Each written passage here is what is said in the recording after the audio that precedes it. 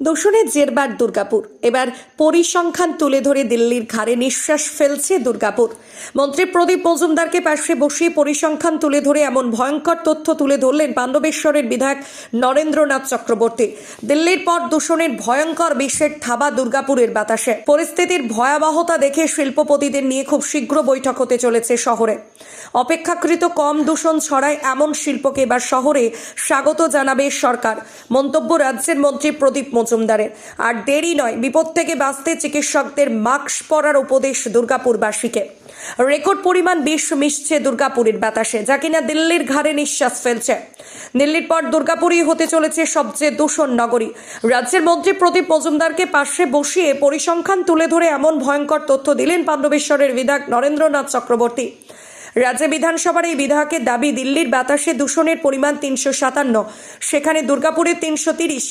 বাতাসে দূষণের পরিমাণ মাপতে AQI পদ্ধতি ব্যবহার হয়। AQI এর পুরো নাম এয়ার কোয়ালিটি ইন্ডেক্স। দিল্লিতেই এয়ার কোয়ালিটি ইন্ডেক্সের পরিমাণ 357, আর দুর্গাপুর একেবারে সেই সংখ্যা 330, যা কিনা অত্যন্ত চিন্তার বলে দাবি করেন পাণ্ডবেশ্বরের বিধায়ক নরেন্দ্রনাথ চক্রবর্তী, যাকে সমর্থন করেন পাশে বসে থাকা বিশিষ্ট চিকিৎসক থেকে স্বয়ং মন্ত্রী প্রদীপ মজুমদার। প্রদীপবাবু বলেন, এখনই সতর্ক হয়ে যেতে হবে, না হলে সমূহ বিপদ। অপেক্ষাকৃত কম দূষণকারী সংস্থাকে আমন্ত্রণ জানানো হবে এই দুর্গাপুরে, মন্তব্য রাজ্যের ক্যাবিনেট মন্ত্রী প্রদীপ মজুমদার। একটা সময় দুর্গাপুর শহরে একটার পর একটা রাষ্ট্রায়ত্ত কারখানা বন্ধ হতে শুরু করে। তখন তৎকালীন বাম সরকার শিল্প তালুক তৈরি করে এই দুর্গাপুরে বিনিয়োগ এনেছিলেন, আর তখনই কিছু ফেরো আলোয় কারখানায় শহরে তাদের ব্যবসা জমান, আর এতে শুরু হয় বাতাসে বিষ মেশা যন্ত্রণা। অভিযোগ ওঠে, কারখানাগুলি বিদ্যুৎ খরচা কমাতে দূষণ নিয়ন্ত্রণ যন্ত্র ESP মেশিন নিয়মিত চালায় না, আর এর ফলে প্রতিনিয়ত শহরের বাতাসে মিশছে কালো ধোঁয়ার বিষ। এর জেরে শিশুদের শ্বাসকষ্টজনিত সমস্যা, চামড়া, পেটের নানা রোগ, এমনকি আরও অনেক রোগের বাস হতে শুরু করে মানুষের শরীরে। শেষেই দূষণ মাপতে দুর্গাপুরের দূষণ মাপক যন্ত্র বসে সিটি সেন্টারে, শহরের পরিবেশ ভবনে বসে ডিসপ্লে মেশিন। কিন্তু এত কিছু করেও আর শেষ রক্ষার হলো না। এবার দিল্লির বাতাসে বিষের যন্ত্রণা নিয়ে যখন তোলপাড় গোটা দেশ, ঠিক তখন রাজ্যের এক ক্যাবিনেট মিনিস্টারকে পাশে বসিয়ে দূষণের প্রশ্নের দিল্লির ঘাড়ে দুর্গাপুর নিঃশ্বাস ফেলছে এমন পরিসংখ্যান তুলে ধরে বিস্ফোরক ভয়ঙ্কর তথ্য রাজ্যের এক বিধায়ক নরেন্দ্রনাথ চক্রবর্তী তুলে ধরাতে চমকে উঠেছে সবাই আতঙ্কিত বটে। তারা দূষণমুক্ত দুর্গাপুর গড়তে আরও গুরুত্বপূর্ণ ভূমিকা সবাইকে নিতে হবে বলে জানান প্রদীপ মজুমদার। গাছ লাগানোর বার্তা দেন তিনি আর দেরি না করে এবার বাতাসে বিষের হাত থেকে বাঁচতে মাস্ক পরার জন্য উপদেশ দিয়েছেন। দুর্গাপুর মহকুমা হাসপাতালের সুপার ডক্টর ধীমান রায়, বাতাসে বিষের পরিমাণ বাড়লে শিশুদের লাংস সবচেয়ে বেশি ক্ষতিগ্রস্ত হয়, চামড়া রোগের উপসর্গ বাড়ে। চর্মরোগ বিশেষজ্ঞ চিকিৎসকরাও একই পরামর্শ দিলেন। দূষণের মাপে দিল্লির ঘাড়ে দুর্গাপুর নিঃশ্বাস ফেলার ঘটনাকে ঘিরে ইতিমধ্যে বিপদের আশঙ্কা প্রকাশ করছেন পরিবেশবিদরা। তাহলে কি দিল্লির মতো ভয়ঙ্কর অবস্থা হতে চলেছে দুর্গাপুরের? তাহলে কি বিপদ পদে পদে সহবাসীর? আর মন্ত্রীকে পাশে বসিয়ে পাণ্ডবেশ্বরের বিধায়কের এমন দাবিকে ঘিরে রাজনৈতিক তরজাও শুরু হয়েছে।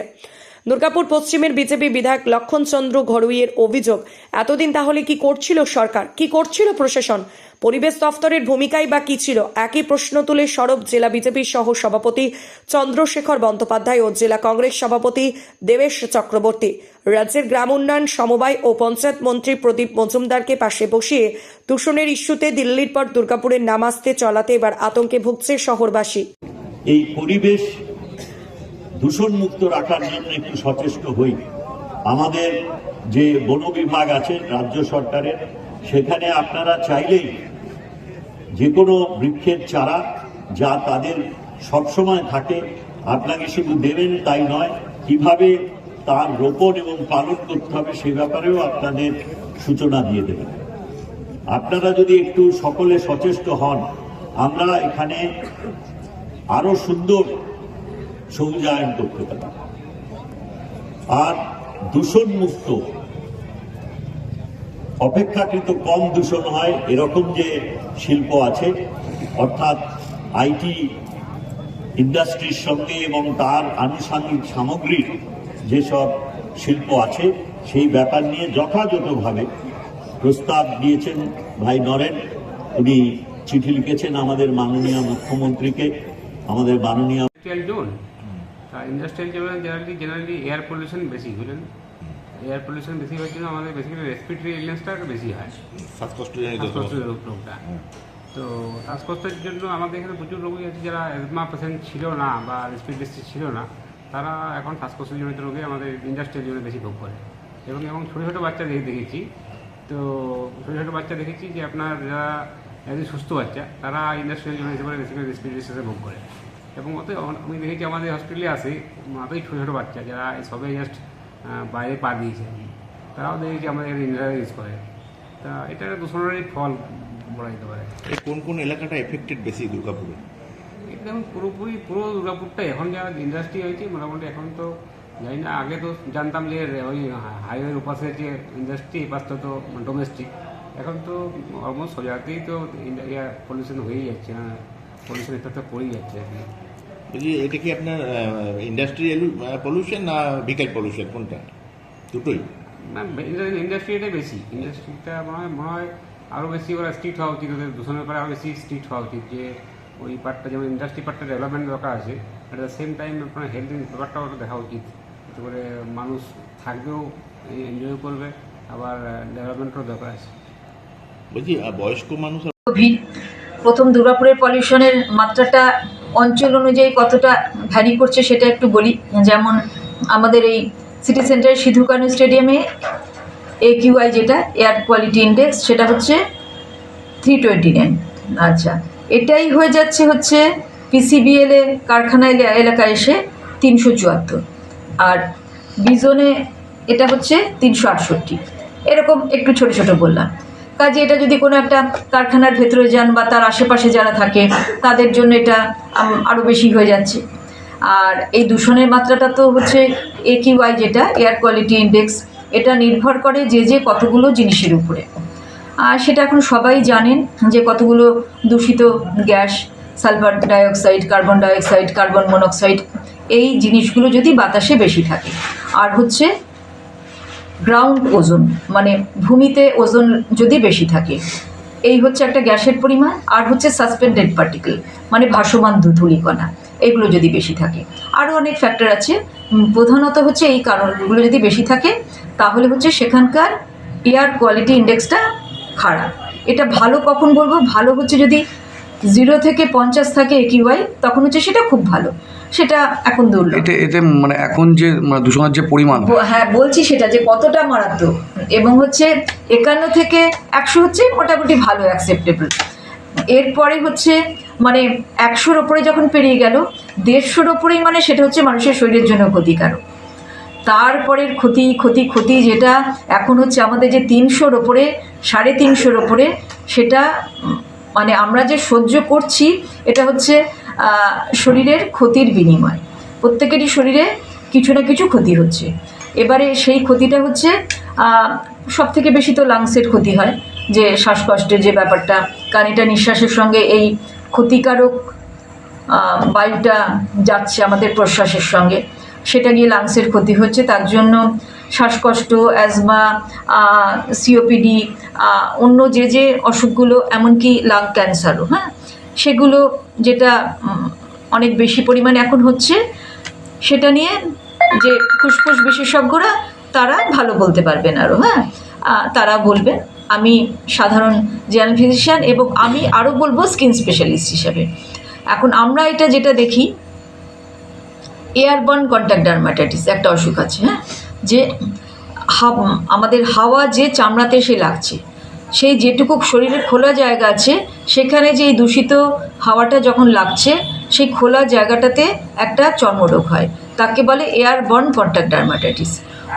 তাতে হচ্ছে একটু চুলকানো, ফুসকুড়ি, চামড়াটা খসখসে হয়ে যায়। এর কারণ মানুষ বুঝতে পারছে না, হ্যাঁ, তারা আমাদের কাছে আসছে যে এটা কেন হচ্ছে, এবং তাদের বোঝানোও মুশকিল হচ্ছে।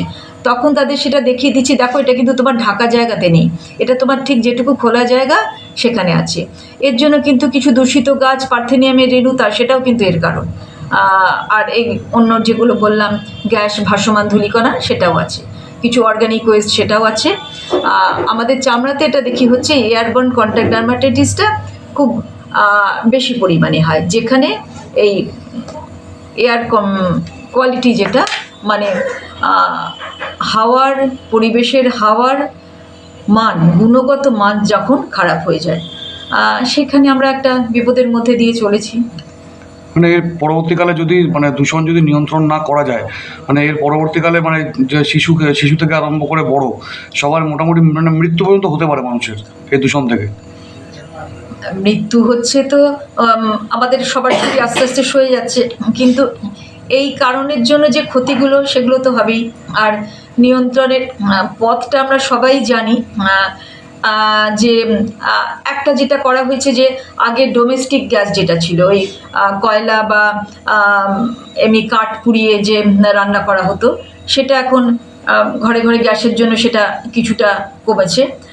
এরকম হচ্ছে যে কোনো কনভার্সন, যে কোনো কিছু মানে যদি জ্বালানো হয়, সেটা ওই কারখানার জ্বালানি হোক আর ঘরের কয়লা হোক, হ্যাঁ, অথবা হচ্ছে এই যে আমরা দেখি অনেক সময় গাছের শুকনো পাতাগুলো পুড়িয়ে দেওয়া হয়, তার ফলে সেই জায়গাটাতে যে ধোঁয়া ওঠে, এটাও কিন্তু পরিবেশের ক্ষতি করে। হ্যাঁ, যে এটা কিন্তু একটা খুব মানে ভুল পদক্ষেপ। দেখবেন গাছের তলাতে শুকনো পাতা পড়েছে, এখন তার নিচে একটু আগুন জ্বালিয়ে দেওয়া হয়, বা কেউ ভুলবশত হচ্ছে একটা সিগারেট বিড়ি ফেলে দিল, সেই জায়গাটা জ্বলে গেল, সেই যে ধোঁয়াটা উঠলো তার আশেপাশে কিন্তু সেই ওই একই কার্বন ডাইঅক্সাইড কারখানা থেকে যা যাচ্ছে, এখান থেকেও কিন্তু সে একই যাচ্ছে। কাজে এই ব্যাপারগুলোকে নিয়ন্ত্রণ করতে হবে। কারখানা দূষণ নিয়ন্ত্রণের জন্য তো অনেক দূষণ নিয়ন্ত্রণ পর্ষদ আছে, তাদেরকে এই ব্যাপারটা আরও গভীরভাবে ভাবতে হবে, খুব গভীর এবং সক্রিয়ভাবে ভাবতে হবে। আর কোনো রকম মানে গৃহস্থালী যে কিছু পোড়ানো, এমনকি এই যে খড়কুটো পুড়িয়ে দেওয়া হয়, টায়ার পোড়ানো হয়, এগুলো হচ্ছে বায়ুতে এরকমভাবে দূষিত গ্যাসকে তার মাত্রা বাড়িয়ে দেয়। তারপরে ক্ষতিকারক যে গাছগুলো পার্থেনিয়াম, সেগুলো তুলে ফেলতে হবে। এইগুলো সবাই জানি, এইগুলোকে আরেকটু কঠোর হাতে নিয়ন্ত্রণ করতে হবে, আর না হলে ক্রমশ সমস্যা আরও বাড়বে। চোখের সমস্যা, যে দিল্লিতে যেমন এই যেদিন সবথেকে AQI দিল্লির বেশি পাওয়া গেল, ইনসিডেন্টালি সেদিন আমি দিল্লিতে ছিলাম, মানে চোখ তাকানো যাচ্ছে না, মানে বেলা 2টোর সময়তেও বোধহয় 2 হাত দূরের মানুষকে দেখা যাচ্ছে না, প্রত্যেকটা ফ্লাইট ডিলে। এরকমভাবে সব রকম সমস্যা বাড়বে। তা আমরা আগে থেকেই সেটা যদি সচেতন হই, আর একটু প্রত্যেকটা মানুষ যদি সচেতন হয়, তাহলে আমরা এর থেকে মুক্তি পাবো। কি নাম আপনার ম্যাডাম? আমি ডক্টর শর্মিষ্ঠা দাস। দেখুন, দের আয়ে পার দুরুস্ত আয়ে। নরেনবাবুদের এই বোধোদয় হবার জন্য আমরা তাদের ধন্যবাদ জানাই, কিন্তু অনেক দেরি করেছে। দুর্গাপুরে যখন একটার পর একটা কলকারখানা বন্ধ হচ্ছে এই তৃণমূলের সময়, তখন এত ধোঁয়া ধুলো উঠছে কোথা থেকে, এটা দিয়ে তো দৃষ্টি দেওয়া দরকার। তৃণমূলের সময় দেখা যাচ্ছে নির্বিচারে গাছ কাটা হচ্ছে। আমরা দেখেছি 1-2 বছর আগে দুর্গাপুর নগর নিগম গাড়ি কিনেছিলেন, সেই গাড়ি নাকি রাস্তাতে জল স্প্রে করবে, সেই গাড়িটি কোথায় গেল? লক্ষ লক্ষ টাকা খরচা করে যেটা কর্মসূচি কর্পোরেশন নিয়েছিল, সেগুলো তো ফলপ্রসূ হচ্ছে না। ADDA কর্পোরেশন সরকার যখন দেখছে কোনো প্রজেক্ট হচ্ছে এবং সেই প্রজেক্টে নির্বিচারে যে গাছ কাটা হচ্ছে, কোনোদিন কোনো বৃক্ষরোপণ করা হচ্ছে না। স্বভাবতই এই ব্যাপারে যদি সরকারের দৃষ্টি পরিবর্তন হয়, তারা যদি চায় দুর্গাপুরকে দূষণমুক্ত করবে, আমরা তাদের সাধুবাদ জানাই। আমরা বিরোধীরাও তাদের পাশে এই ব্যাপারে থেকে অগ্রণী ভূমিকা নেব। অভিযোগ নয়, তারা বকলমে কালেকশন ঠিকমতো মনে হয় কমে গেছে, ছটি পুজো হচ্ছে, পুজোতে অনেক টাকা তুলতে হবে, তাই এতদিন পর তাদের ঘুম ভাঙলেন খুঁটি পুজোর দিন যে পলিউশন ছড়াচ্ছে। এই পলিউশন নিয়ে আমরা বারবার আন্দোলন করেছি।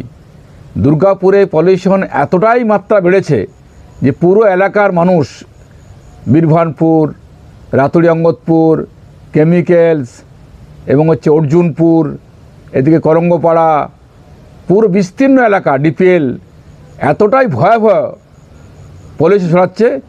এর ফলে মানুষের যক্ষা হচ্ছে, ক্যান্সার আক্রান্ত হচ্ছেন, লিভারের সমস্যা হচ্ছে, গর্ভবতী মায়েরা সন্তান প্রসব করছেন, বিকলাঙ্গ হয়ে যাচ্ছে। এ দায়টা কার? ওদের তিনি মন্ত্রী আছেন, বিধায়ক তিনি জেলা সভাপতি, তার এলাকার মধ্যে দুর্গাপুরের মধ্যে এত পলিউশন ছড়াচ্ছে, কোনো ব্যবস্থা গ্রহণ করছে না। পুলিশ জানে না, কাউন্সিলররা যারা তোলা তো জানেন না, যারা তোলা নিচ্ছেন মাসে মাসে। আমরা বলার পরে কিছু হয়নি।